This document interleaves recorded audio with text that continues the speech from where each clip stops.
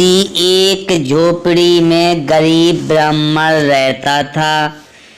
वह प्रतिदिन भिक्षा के रूप में आटा मांगने जाता था।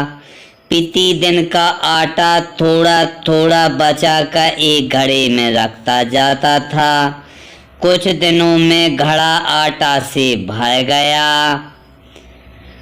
उस आटा के घड़े को झोपड़ी की खूंटी से बांध दिया। ब्राह्मण एक दिन खटिया पर लेटकर बड़े बड़े सपने के विचार देखने लगा। उसने सोचा कि मैं इस घड़े के आटे को बेचकर इसके रुपए से 2 मुर्गी खरीदूंगा। इसके बाद मुर्गियों के बहुत चूजे होंगे, बहुत सी मुर्गियां हो जाएंगी। फिर उन्हें बेच करके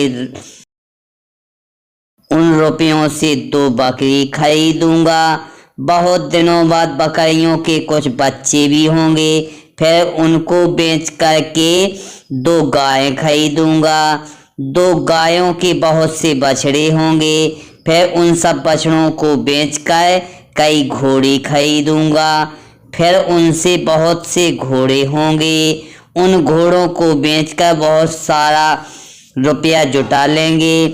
फिर एक 4 मंजिला मकान बनवाऊंगा। उस मकान को देखकर कोई ब्राह्मण अपनी बेटी से मेरा विवाह कर देगा।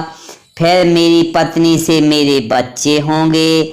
जब मैं छत पर बैठूंगा, मुझे देखकर मेरे बच्चे छत पर चढ़ेंगे।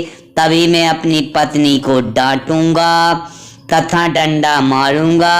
तभी उसी समय ब्राह्मण का हाथ खूंटी से टंगे उस घड़े से टकराया और घड़ा फूट गया। पूरा आटा ब्राह्मण के सिर पर गिर गया। ब्राह्मण कहने लगा, मेरी बसी बसाई गृहस्थी उजड़ गई।